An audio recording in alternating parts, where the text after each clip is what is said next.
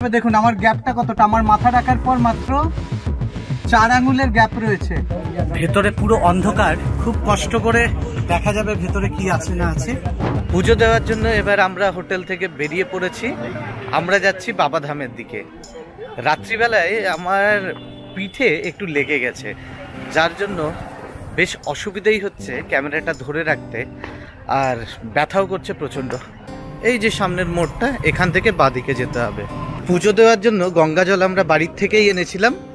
আনার পর এখানে এই ছোট যে কন্টেনারগুলো দেখছেন, এটাতে আমরা জলটা ভরে নিয়েছি। এখান থেকে আমরা এবার বাঁদিকে ঘুরে যাব। ডান দিকে ঘুরে গেলে রয়েছে প্রচুর খাবারের দোকান, আর এই বাঁদিকে রয়েছে পুজোর বিভিন্ন সামগ্রী, এছাড়া বিভিন্ন নিত্য প্রয়োজনীয় দ্রব্যাদির দোকান।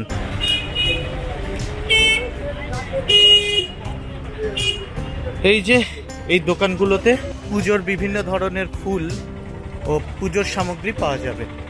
এই গলিটা দিয়ে ঢুকে যেতে হবে, ঢুকে ওই ওপরে উঠে ওটা দিয়ে তারপর মন্দিরে প্রবেশ করতে হবে। এই গেটটা দিয়ে এসে এটা দিয়ে ওপরে উঠে যেতে হবে। আমরা ধীরে ধীরে ওপরের দিকে উঠে যাচ্ছি।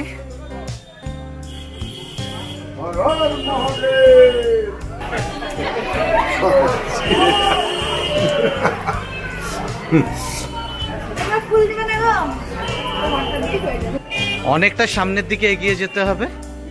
মেনলি এখানে ভিড় অ্যাভয়েড করার জন্য এই ফ্লাইওভার টাইপের ব্রিজগুলো করে রাখা রয়েছে। একদিক দিয়ে প্রবেশ পথ, আর একদিক দিয়ে বেরোনোর। তাই এটা দিয়ে আমাদেরকে ঢুকতে হবে মন্দির চত্বরে, আর মন্দির চত্বর থেকে বেরোনোর জন্য রয়েছে অন্য আরেকটা রাস্তা। মহাদেবের দ্বাদশ জ্যোতির্লিঙ্গের মধ্যে একটি হচ্ছে বৈদ্যনাথ ধাম, তাই এখানে দর্শনার্থীদের ভিড় সদাই উপচে পড়ে। আষাঢ় শ্রাবণ মাসে তো সব থেকে বেশি পড়ে, কিন্তু বছরের অন্যান্য সময়েও ভিড় থাকে যথেষ্ট। আষাঢ় আর শ্রাবণ মাসে এই মন্দির চত্বরে ঢোকা কি যে কষ্টকর বলে বোঝাতে পারবো না। প্রায় কয়েক লক্ষ দর্শনার্থীর ভিড় হয় এখানে। আমরা এগিয়ে চলেছি আরো সামনের দিকে। এই যে দেখুন, বাইরের দিকে মন্দির দেখা যাচ্ছে, মন্দির চত্বর। এই যে এই নিচে মন্দিরে যেতে হবে, তবে এই মন্দিরে যাওয়ার জন্য ঘুরে ঘুরে ভেতর দিক দিয়ে অনেক রাস্তা রয়েছে, তো প্রায় আধ ঘন্টা 40 মিনিট তো মিনিমাম লাগবে এখান থেকে যেতে।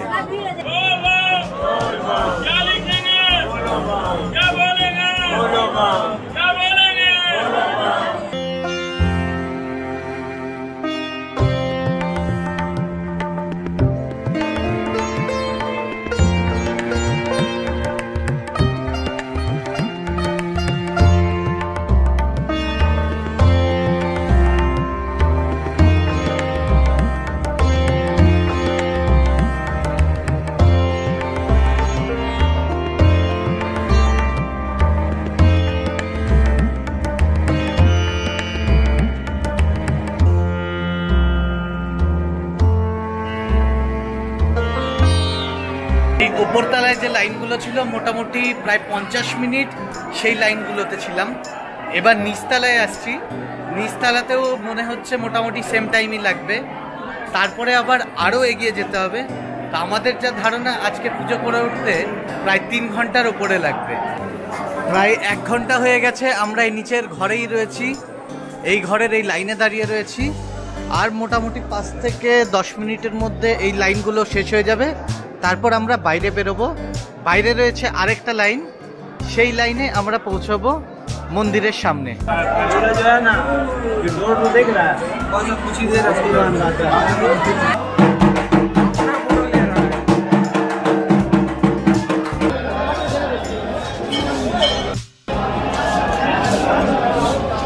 ওই যে ঘরটা দেখছেন, ওই ঘরে ছিলাম আমরা।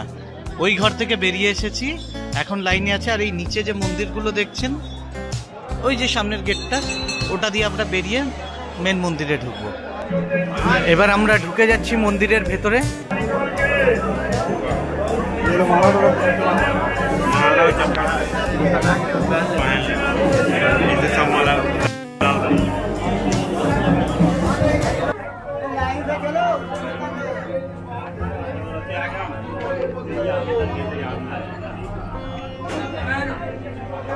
মন্দিরের ভেতরে তো ঢুকে গেলাম, কিন্তু ভেতরে এতটাই ভিড় যে কোনোভাবেই ভিডিও করা সম্ভব হচ্ছিল না। তাই মহাদেবের জ্যোতির্লিঙ্গের দর্শন করার সময় শুধুমাত্র একটি ছবি তুলে উঠতে পেরেছি। মন্দির দর্শনের পর আমরা বাইরে বেরিয়ে এলাম। গতকাল রাত্রিবেলায় এই চত্বরেই আমরা সন্ধ্যা আরতি দেখেছিলাম, কিন্তু সেই সময় অনেক ভিড় ছিল, তাই এই চত্বরের ভিডিও সেইভাবে নিতে পারিনি। তবে এখন এই মন্দির চত্বর ঘুরে দেখব আর আপনাদের জানাবো এই মন্দিরের ব্যাপারে অনেক অজানা তথ্য। কথিত আছে লঙ্কাধিপতি রাবণ একবার ভগবান শিবকে তুষ্ট করার জন্য কৈলাসে তপস্যা করেছিলেন। তপস্যায় সন্তুষ্ট হয়ে মহাদেব কামনা লিঙ্গ নামে একটি অত্যন্ত ক্ষমতাশালী শিবলিঙ্গ রাবণের লঙ্কায় নিয়ে যাওয়ার প্রস্তাবে রাজি হন। শর্ত ছিল একটাই, রাবণ যাত্রাপথে শিবলিঙ্গটি মাটিতে নামাবে না, নামালে সেই স্থান থেকে আর শিবলিঙ্গটি সরানো যাবে না। শর্তে রাজি হয়ে রাবণ শিবলিঙ্গটি নিয়ে এগোতে থাকে। পথে তার অস্বাভাবিকভাবে মূত্র ত্যাগ করার প্রয়োজন বোধ করে, তাই রাবণ একটি রাখালের হাতে শিবলিঙ্গটি দিয়ে মূত্র ত্যাগ করতে যান। কিন্তু এই রাখাল ছিলেন ছদ্মবেশী ভগবান বিষ্ণু, যিনি চাইতেন না রাবণ শিবলিঙ্গটি লঙ্কায় নিয়ে যান। তাই তিনি শিবলিঙ্গটি মাটিতে রেখে দেন, আর রাবণ তারপর অনেক চেষ্টা করেও সেটি সেখান থেকে তুলে উঠতে পারে না। সেই শিবলিঙ্গটি আজ দেওঘর বৈদ্যনাথ মন্দিরে পরিণত হয়েছে। এই মন্দিরের কাছে আছে তপবন পাহাড়। রাবণ পরবর্তী সময়ে আরও একবার তপবন পাহাড়ে এসে মহাদেবের তপস্যা করেছিলেন সেই শিবলিঙ্গটি নিয়ে যাওয়ার জন্য, কিন্তু দেবতাদের ছলকপটের জন্য রাবণ দ্বিতীয়বারও সক্ষম হয় না। সারা ভারতবর্ষে মহাদেবের মোট 12টি জ্যোতির্লিঙ্গ আছে, যার মধ্যে একটি হলো এই মন্দিরের শিবলিঙ্গ। এই মন্দিরটির নাম বৈদ্যনাথ ধাম, অনেকে আবার বাবা ধামও বলেন। এই মন্দির চত্বরে মহাদেবের মন্দির ছাড়াও আরো 21টি মন্দির আছে। প্রত্যেক দিনই কয়েক হাজার দর্শনার্থীর ভিড় হয় এই মন্দির চত্বরে। লোকবিশ্বাস অনুযায়ী এই মন্দিরে যে শিবলিঙ্গটি রয়েছে সেটি হলো মহাদেবের কামনালিঙ্গ, অর্থাৎ শিবলিঙ্গটির মধ্যে রয়েছে যে কোনো প্রকারের কামনা পূরণ করার অসীম ক্ষমতা। তাই প্রত্যেক দর্শনার্থী নিজের নিজের মনস্কামনা নিয়ে এই মন্দিরে আসেন। এই মন্দির চত্বরে আরো বেশ কিছুক্ষণ সময় কাটিয়ে এবার আমি এগিয়ে চললাম হোটেলের দিকে। হোটেলে ফিরে চেক আউট করে তারপর আমরা যাব রাবণের সেই তপস্যার স্থান তপবনে। এদিকের রাস্তাগুলো একটু ডিফিকাল্ট, কারণ এত ছোট ছোট রাস্তা, কোন দিকে কোন গলিটা যাচ্ছে না চেনা থাকলে বলা খুব কঠিন হয়। আর আমরা যে রাস্তাটা দিয়ে ঢুকেছিলাম মন্দিরে, বেরোনোর সময় অন্য রাস্তা দিয়ে বেরোতে হয়, তাই এই দিকটা দিয়ে আমার রাস্তাটা চেনে নেই। আমি গুগল ম্যাপেও ট্রাই করলাম, বাট এখানে এতটাই ন্যারো গলি যে সেই রাস্তাগুলো প্রপারলি ডিটেক্ট করা খুব প্রবলেম হচ্ছে গুগলেরও। তাই আমি জিজ্ঞেস করে করেই এগোতে থাকলাম সামনের দিকে।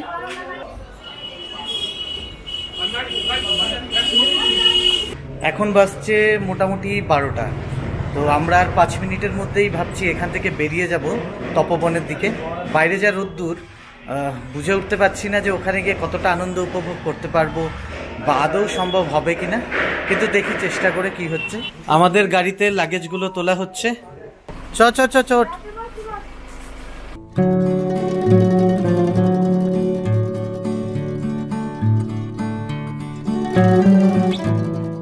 বৈদ্যনাথ মন্দির থেকে তপবনের দূরত্ব প্রায় 10 কিলোমিটার। সেখানে পৌঁছতে সময় লাগে মোটামুটি 30 মিনিটের কাছাকাছি। 2 বছর আগেও আমরা একবার তপবনে গিয়েছিলাম, আজ আবার যাচ্ছি।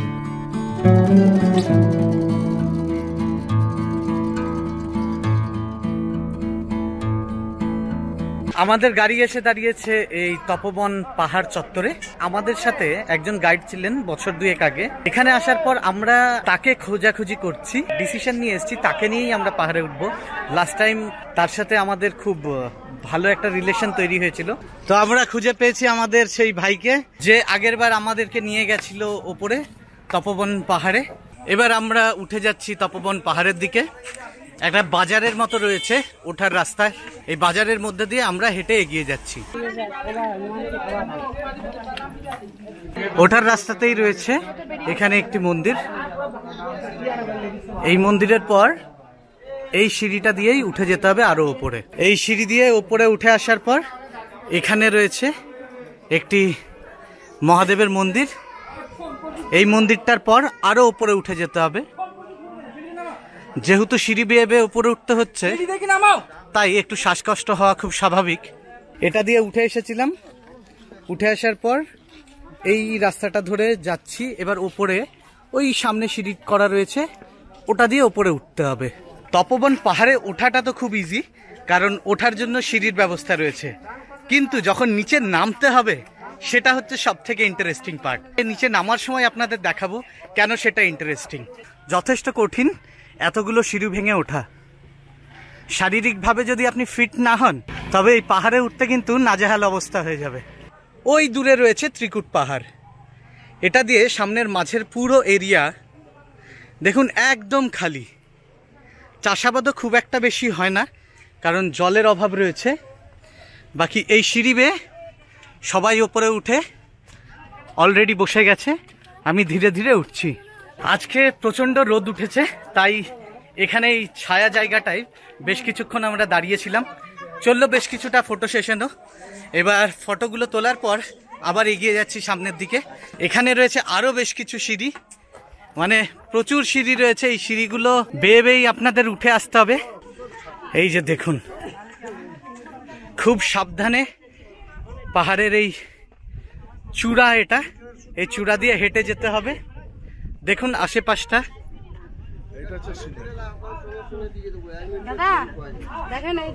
এই পাহাড়ে কিছুক্ষণ সময় কাটানোর পর এবার এই জায়গা দিয়ে আমরা এগিয়ে যাব হনুমান মন্দিরের দিকে।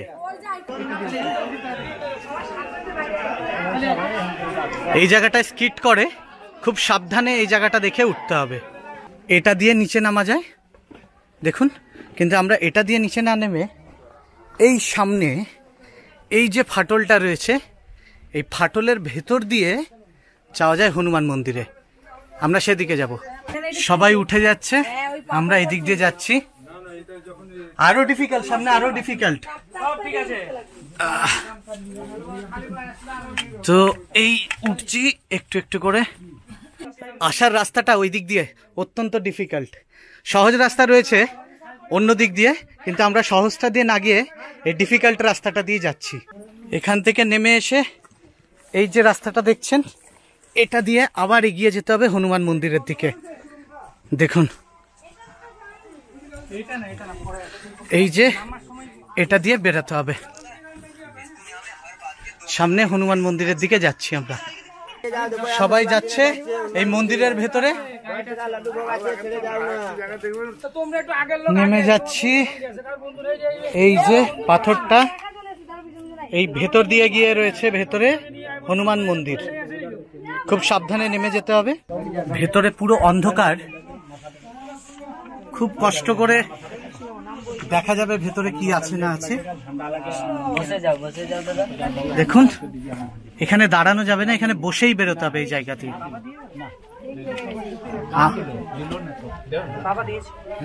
এখানে এই যে হনুমানজির মন্দির আছে, এখানে হনুমান মন্দির।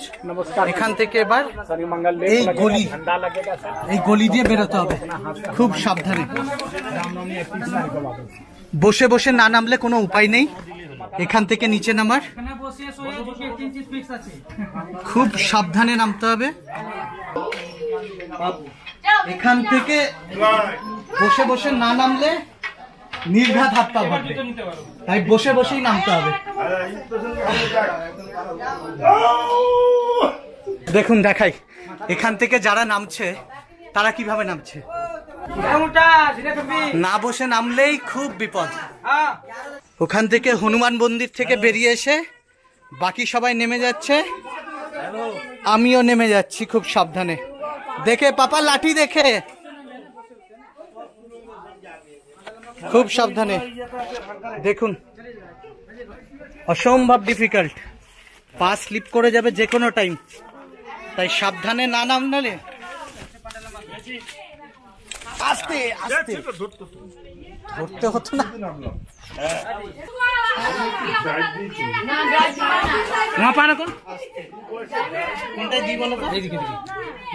এখানে চাপান, ঘুমে যাবে, ঘুমে लगेगा, उसे लग जाएगा ना। এই তপোবন পাহাড়ে চড়ার আর নামার যে অনুভূতি অসম্ভব ভালো লাগে। আমরা এর আগের বারও এসেছিলাম, আসার পর এখানে এত ভালো লেগে গেছিল তাই আবারও এসেছি এইভাবেই ট্রাভেল করার জন্য। এবার সামনে আসছে সব থেকে ডেঞ্জারাস জায়গা। এই জায়গাটা অতিক্রম করাই সব থেকে ডিফিকাল্ট। পাপা লাফ মেরো না, তুমি আরামসে পা সেট করে করেই করো, লাফ মারলেই পায়ে লাগবে, গোটা বডির ওজন পড়বে। এই যে ফাটলটা, এটার ভেতর দিয়েই বেরিয়ে যেতে হবে। আজকাল কেউ ভয় করছে। দেখুন এক এক করে সবাই নামছে, দেখে সাবধানে। तपोवन आपका भारत वर्ष में बोल के तपोवन 4 गो है। पहला तपोवन हो गया आपका पंचवटी, जहाँ से सीता मैया का हरण किया था रावण ने, जो नासिक में, महाराष्ट्र में, बॉम्बे में। और दूसरा तपोवन हो गया आपका ऋषिकेश, जहाँ पर लक्ष्मण झूला है, जो हरिद्वार में पड़ता है। तीसरा तपोवन हो गया आपका बोध गया, जो दशरथ जी का पिंडन किया था सीता मैया अपना ससुर जी का, जो फल्गु नदी से प्रसिद्ध है, गया जिला में, बिहार में। चौथा नंबर ये है रावणेश्वर वैनाधाम तपोवन, जो रावण यहाँ पर आया था दूसरा बार तपस्या करने के लिए, पहला बार किया था कैलाश में। जो भोलेनाथ ने परसों के शिवलिंग दिया था, ज्योतिर्लिंग, जो बाबा बैजनाथ मंदिर, जो हम लोग सारे मिलकर पूजा करते हैं, वो शिवलिंग देवताओं के हाथों से रखा गया, छल कपट से रखा गया शिवलिंग। तो वही रावण निराश के जब लंका लुटने लगा, तो इस रास्ते से जब जाने लगा, तो मन में फिर से ख्याल है कि हम शिव जी को फिर से क्यों न मनाना है। शिव जी को मनाने के लिए यहाँ पर दूसरा बार तपस्या किया। एक रावण का गुफा देखिएगा, 24 घंटा अंधकार रहता है, सूरज की रोशनी नहीं पहुंचती, अभी देखिएगा। जब यहाँ ध्यान लगाने लगा, तो तीनों लोग को बंदी बना लिया था, सिर्फ बंदर सेना को नहीं बना कि बंदर मेरा क्या बिगाड़ सकता। उसी टाइम में देवताओं में फिर से हलचल मच गया, इस बार शिव जी को ले जाएगा, जो विष्णु भगवान राम का अवतार लेगा, रावण को मार नहीं सकेगा, अमर हो जाएगा।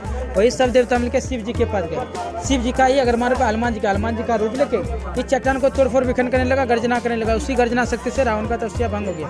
जब वनवास के टाइम में राम लक्ष्मण सीता में जब तीनों चारों तक उनको भ्रमण करे थे, इस तपोभूमि का हनुमान से परीक्षा ले कि तूने रावण का तपस्या भंग किया तो क्या प्रमाण है। जैसे अयोध्या में कलेजा चीर के दिखाया कि राम भक्त हनुमान, से हम यहाँ पर भक्ति प्रमाण दिया। हनुमान जी मुस्कुरा के बोले देवी अब तो सब कुछ जानता है, हमको बोलने की इच्छा क्या है, अब तो शक्तिशाली है।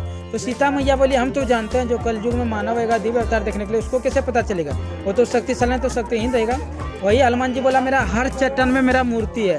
प्रमाण पर एक चट्टान में कनिष्ठ उंगली से अगर पर दाग दिया जय श्री राम बोल की, दोनों शिला से फटी है, दोनों शिला में हनुमान जी का मूर्ति जो दर्शन कीजिएगा, भी दोनों शिला में लगेगा। कोई इंजीनियर उसको काट के बनाएगा, उसे मंदिर कहीं बना नहीं सकता, न कहीं विश्व में कहीं है। तो सीता मैया हनुमान जी को वरदान की जाओ, तुम चारों युग में मरेगा, जो भी तुम्हारे पास सच्चे मन से आशा लेके कष्ट करके उसका मनोकामना पूर्ण करेगा। मानस मंदिर से प्रसिद्ध हो गया। आपको ज्यादा उदाहरण थे, एक उदाहरण देते 1 मिनट का। एक रानी थी पुत्रिया घाट के सातु शिला दासी घोष, कलकत्ता की रहने वाली थी, सीनियर वकील थी, एवोकर थी। उसको 6 पुत्री था, पुत्र नहीं था। रानी भारतवर्ष में हर जगह मनोकामना की कि मुझे एक लड़का हो जाए, तो निष्सफल। इसी रास्ते में रानी 40 साल का अवस्था में हनुमान जी के पास बोला एक कैपिटा अगर मुझे एक लड़का हो जाएगा, जो आपका पहाड़ी मार के उसको काट काट के सीढ़ी और मंदिर बनवा देंगे। कई वर्षों के बाद एक लड़का हुआ, उसका नाम जुगल, यहाँ से नौलखा मंदिर आप लोग देखेंगे, जो लेडीज गोद में लेके बैठी हुई है। जब रानी का मनोकामना पूर्ण गया, एक तरफ जो आप सीढ़ी चल के आए, रानी पहले पत्थर को काट काट के सीढ़ी बनवाई थी, पहले पत्थर का सीढ़ी था, ये 2002 में सीमेंट का बनवा दिया। इधर भी पहाड़ी मार्ग में सीढ़ी बनवाने चाह रही थी रानी, तो हनुमान जी ने स्वप्न दिया, बोले देवी अपने अनुसार कर्तव्य कर दिया, दूसरी तरफ सीढ़ी नहीं बनवाइएगा, जो नेचुरल है प्रकृति का उसी तरह जबरन कीजिएगा तो आपका बेटा नष्ट हो जाएगा। वही रानी 9 लाख चांदी सिक्का खर्चा करके यहाँ से 8 किलोमीटर पर नौलखा मंदिर निर्माण किया। नौलखा इसलिए तो 9 लाख चांदी का सिक्का जो खर्चा किया, वो जुगल नाम से होता, उसका बेटा का नाम जुगल था। रानी यहाँ पर साल में 3 बार जग करती थी।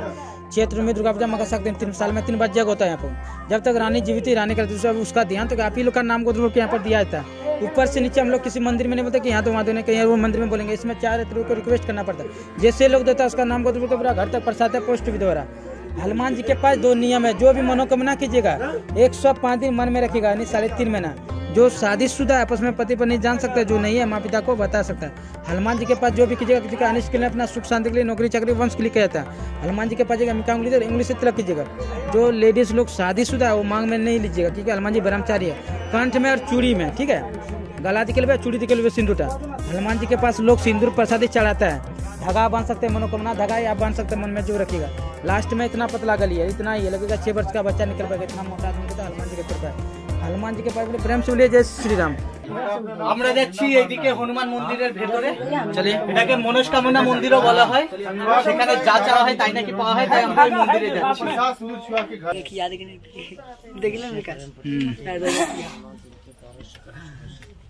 चले आइए धीरे धीरे। अरे করে আসলে ওরকম যায় না। 105 दिन ভালো করে লিবে রেখে। তো এখানে আমরা এই জায়গাটা দিয়ে নেমে এসেছি পুজো করে। হনুমানজির মন্দির রয়েছে এই ওপরে, এখান থেকে নেমে এবার আমরা এই সামনে এগিয়ে যাচ্ছি। তো এই ওপরে উঠতে হবে, আগে ওপরে উঠে তারপর আবার নামতে হবে।